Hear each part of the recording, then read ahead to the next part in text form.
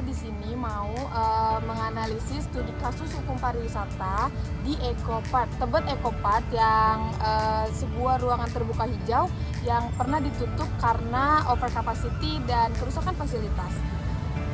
Yuk ikutan keseruan kita.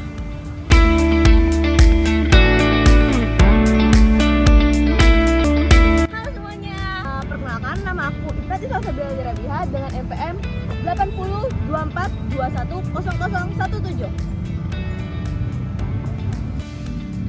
Halo guys, nama aku Sophia Hartunisa dengan NPM 8024210058. Halo semuanya, perkenalkan nama saya Muhammad Jeki Ramadan, NPM saya 8024210026. Halo semuanya, perkenalkan nama aku Ainur Marini, NPM aku 8024210002.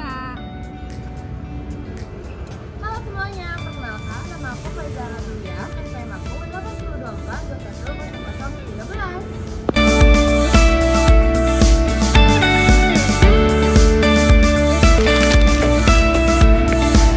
Tebet Eco Park adalah ruang terbuka hijau yang didirikan oleh pemerintah Provinsi DKI Jakarta untuk fasilitas publik dan destinasi wisata urban.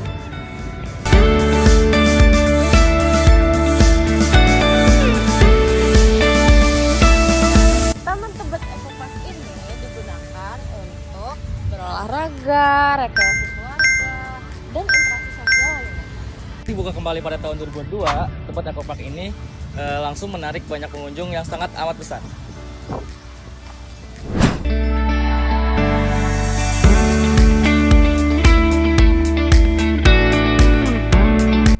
Kondisi tersebut menimbulkan berbagai macam permasalahan seperti kerusakan fasilitas yang akan membahayakan keselamatan pengunjung dan over capacity. Nah, dengan kondisi tersebut ini menarik banget untuk kita uji di hukum pariwisata karena berkaitan langsung dengan hak wisatawan dan kewajiban pengelola destinasi wisata. Jadi di Tebet Eco Park ini ada beberapa fasilitas yang disediakan oleh Tebet Eco Park.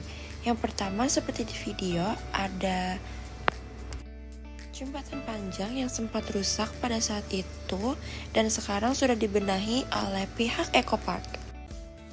Lalu di Tebet Eco Park juga menyediakan air minum gratis untuk para wisatawan yang datang. Dan Eco Park juga menyediakan lapangan hijau terbuka yang sangat luas dan juga ada area kantin yang menjual makanan minuman yang super lengkap. Tidak hanya itu, Tebet Eco Park juga menyediakan tempat untuk kita beribadah. Perkenalkan sebelumnya, aku Sophia Hartunisa dari Universitas Pancasila, Fakultas Pariwisata. Sebelumnya aku bersama siapa? Sama Nela Ramadhani dari Universitas. Oke, sebelumnya umur kakak berapa? 21. Oke, 21. Nah, jadi aku ada beberapa pertanyaan nih untuk kakak sebagai pengunjung. Menurut kakak Tebet Eco Park ini nyaman atau terlalu ramai? Nyaman sih kak, nggak terlalu ramai banget. Oke, nah kan pernah nggak sih kakak merasa nggak nyaman saat ada di sini? Ini first time kesini. Oh, first time. Oke, baik. Apa kakak pernah melihat fasilitas atau ada yang kurang terawat atau rusak gitu gak selama kakak di sini? Sejauh ini bagus semua sih. Apa kakak pernah dengar gak sih ada pungli? Belum pernah dengar. Oke.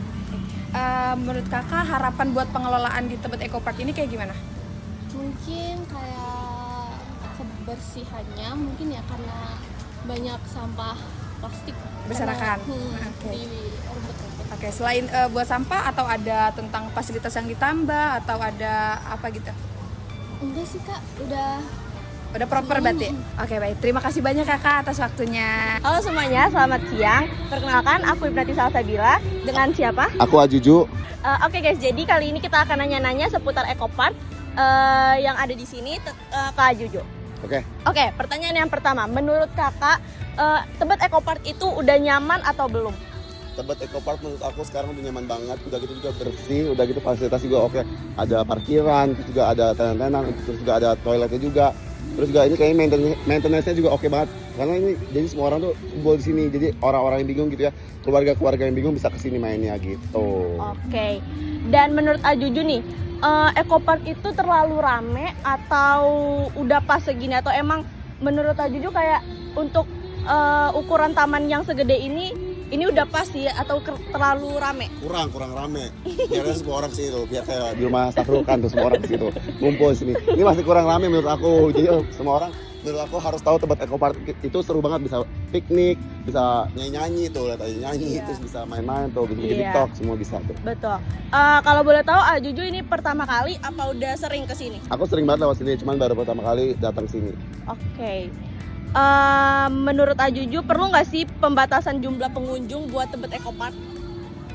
Perlu banget, karena kalau kebanyakan juga nanti riuh ya jadinya. Iya, betul. Oke, terakhir harapan buat Tebet Ecopark apa? Harapannya mungkin lebih banyak event-event di sini biar orang-orang lebih tahu, lebih aware tentang event-event sini. Cuman kalau misalnya untuk maintenance-nya lebih ditingkatin lagi, lebih kebersihannya lebih jaga lagi, dan buat orang-orang di sini juga jaga kebersihan. Jangan lu buang sampah sembarangan. Kalau kesini bawa sampah, pulangnya bawa sampah juga gitu. Iya, gitu, betul. Oke, sekian wawancara singkat. Udah. Oke, terima kasih Ajuju. Terima kasih. Sebelumnya perkenalkan, nama aku Faiza Ilatuliam dari Universitas Pancasila. Jadi di sini aku mau wawancara Ibu, ada 3 pertanyaan. Sebelumnya perkenalkan dulu nama sama umur Ibu. Saya Hani, umur 39 tahun. Aku mau tanya, jadi sejak Ecopark ini rame, apa ada pengaruh sama eksisitas jualan?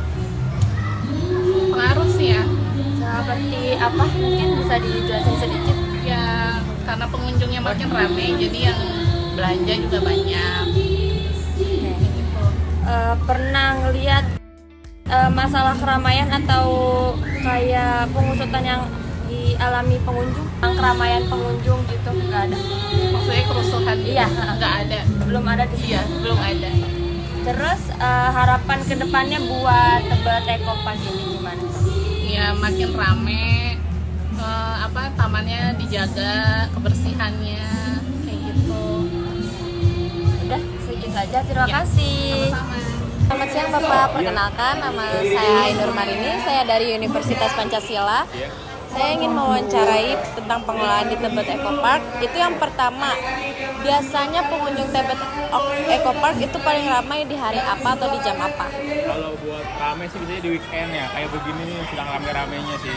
Kalau weekday biasanya pagi aja buat orang olahraga. Terus habis itu, yang kedua itu pernah ada masalah atau fasilitas yang rusak akibat lonjakan pengunjung atau tidak? Oh ada, kayak di playground itu sama alat fitness sebelah sana, Iya. banyak yang rusak, tapi kita tetap buat memperbarui kok. Yang ketiga, kalau misal tamannya udah terlalu penuh nih, biasanya tindakan apa tuh yang dari pengelolanya? Biasanya sih kalau taman terlalu penuh dibilangin sih, kalau enggak dibikin sesi biasanya sih. Ada sesi. Emang kalau udah membludak banget ya. Yang terakhir nih Pak, apa ada aturan resmi terkait pungutan biaya yang di dalam Taman Tebet Ecopark ini atau enggak? Kalau aturan resminya buat taman-taman di Jakarta itu biasanya nggak ada biaya sama sekali, gratis. Itu aja sih. Semuanya free ya? Ya, semuanya free, bebas. Cukup itu saja Pak, terima kasih banyak. Iya. Selanjutnya ada Undang-Undang Nomor 10 Tahun 2009 mewajibkan pengelola menyediakan fasilitas yang layak dan aman. Kerusakan fasilitas adalah bentuk kelalaian pengelola pemerintah daerah bertanggung jawab atas pemeliharaan fasilitas publik dan keselamatan penggunaan taman. Selanjutnya melanggar Undang-Undang Nomor 8 Tahun 1999 tentang perlindungan konsumen. Pengunjung dirugikan oleh pungutan tidak sah. Bertentangan dengan Perda DKI tentang ruang terbuka hijau, taman kota harus bebas pungutan, termasuk praktik perbuatan melalui hukum atau pungli. Pengelola wajib melakukan pengawasan dan menindak oknum yang melakukan pungli. Melalui akun Instagram resmi Tebet Ecopark, pihak pengelola mengumumkan penutupan Taman Ecopark mulai 14 Juni hingga akhir bulan Juni 2022. Penutupan ini dikarenakan ada perbaikan fasilitas serta area parkir yang tidak memadai.